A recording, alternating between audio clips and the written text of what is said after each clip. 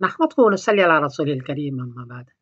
एक साहब ने पूछा है कि शिया हज़रात ये कहते हैं कि अबू बकर सिद्दीक़ रज़ियल्लाहु तआला अन्हु वगैरह 3 दिन तक इमारत के मसले में फंसे रहे, खुद अमीर और खलीफा बनने के चक्कर में रहे और नबी करीम सल्लल्लाहु अलैहि वसल्लम की बॉडी 3 दिन तक पड़ी रही।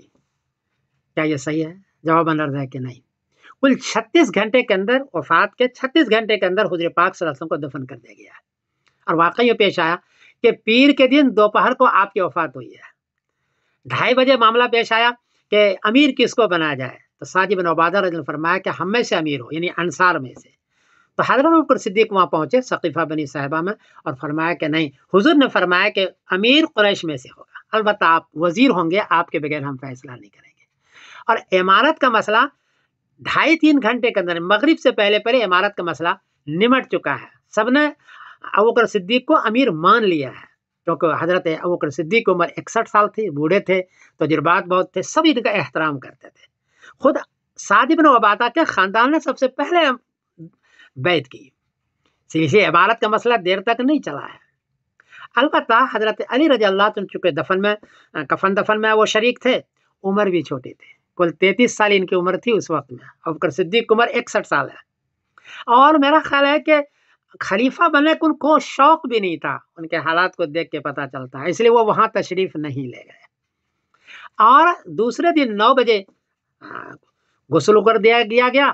फिर 10 साढ़े 10 बजे मामला हुआ कि दफन कहाँ किया जाए, क्योंकि अचानक मामला हुआ था हुजूर का।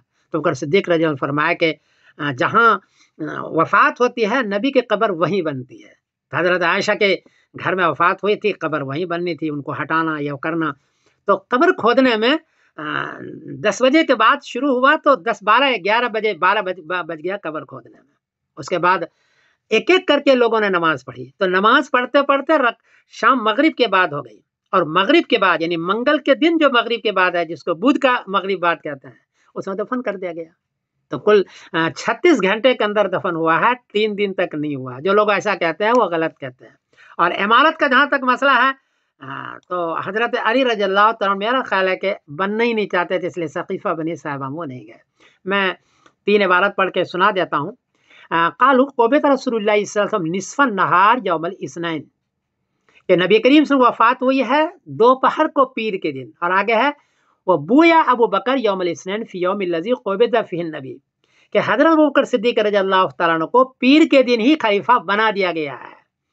और आगे है सुम्मा दफ़न रसूलुल्लाह सल्लल्लाहु अलैहि वसल्लम मिन वसतिल लैल लैलतल अरबा, कि फिर नबी करीम सल्लल्लाहु अलैहि वसल्लम को बुध की जो रात है, यानी मंगल के बाद जो रात आती है बुध की, उसके वसतल लैल यानी 10:30-11 बजे आप सल्लल्लाहु अलैहि वसल्लम को दफन कर दिया गया है। तो ज़्यादा देर नहीं लगी दफन करने में, 3 दिन तक नहीं लगे। इसलिए लोगों के कहना कि खिलाफत के मामले में लगे हुए थे और हुज़ूर पाक सल्लल्लाहु अलैहि वसल्लम की बॉडी पड़ी रही, ये सही बात नहीं है। तारीख़ तबरी सनत 11 ज़िक्र जहाज रसूलुल्लाह सल्लल्लाहु अलैहि वसल्लम दफन ही जिल्द नंबर 3 और सफ़ा नंबर 213, ये सूरत हाल है। इसलिए सहाबा को बदनाम करना सही नहीं है। इमारत का मसला 2.5 घंटे में ही निमट गया था। अबू बकर सिद्दीक़ को सभी ने अमीर मान लिया था, खुद साद इब्न उबादा के ख़ानदान के लोगों ने सबसे पहले बैत की है। तो ये हकीकत है। मैं समीरुद्दीन कासिम बोल रहा हूँ मैनचेस्टर इंग्लैंड से। अस्सलाम वालेकुम रहमतुल्लाहि व बरकातहू।